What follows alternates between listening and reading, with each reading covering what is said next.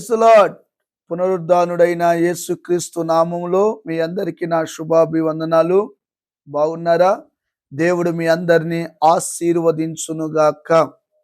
అనుదిన వాత్సల్యత అను నేటి వాక్య ధ్యానాన్ని ఈ పూట ధ్యానించుకుందాం రండి. 2వ రాజుల గ్రంథం 20వ అధ్యాయము 5వ వాక్యాన్ని నేను చదవగా మీరు వినండి. నీవు కన్నీళ్లు విడుచుట చూచితిని, నీ ప్రార్థన నేను అంగీకరించి ఉన్నాను, నేను నిన్ను బాగు చేసేదను. ఆమేన్. ఈ వాక్యము బైబిల్లో హిజ్కియా గురించి రాయబడి ఉంది. ఈ సందర్భం మీ అందరికీ బాగా తెలుసు కదా.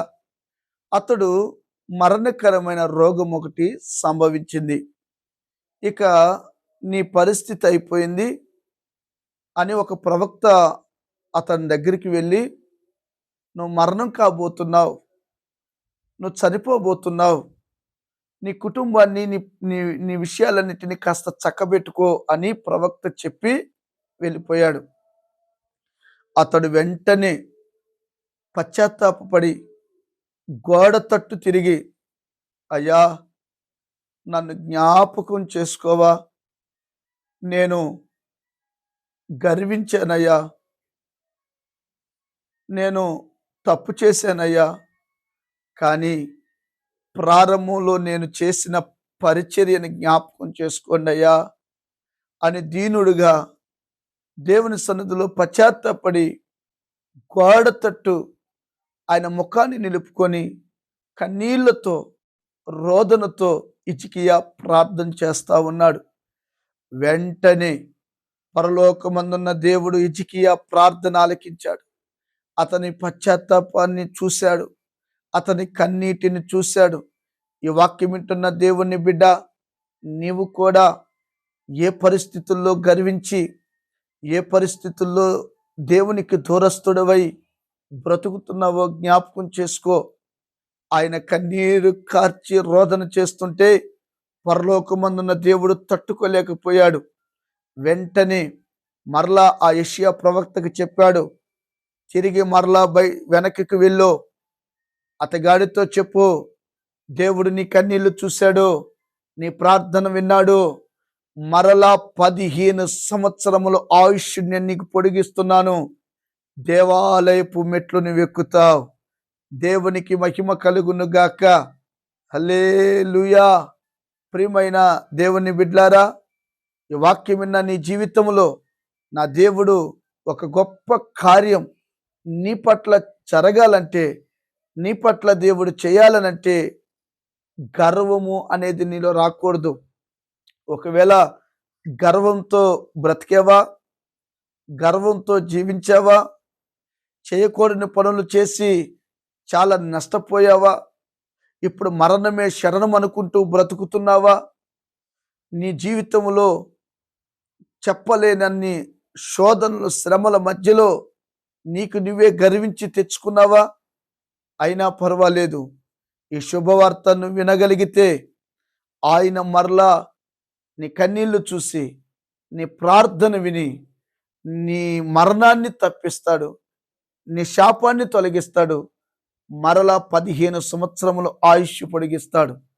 హిజ్కియా జీవితంలో చేసిన దేవుడు నీ జీవితంలో చేయడానికి శక్తి కలిగిన వాడు, సమర్థుడు, బలవంతుడు, బలముగా నీ పట్ల కార్యాన్ని చేయగలడు.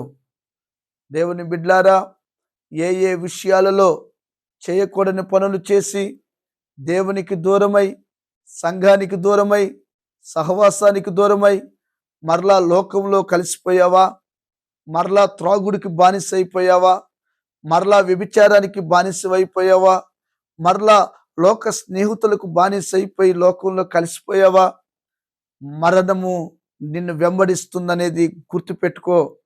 అపవాది అయిన సాతాను ఎవరిని మృంగుదమా, ఎవరిని పాడు చేద్దామా అని తిరుగుతూ ఉన్నాడు. సిగ్గులేని సాతాను.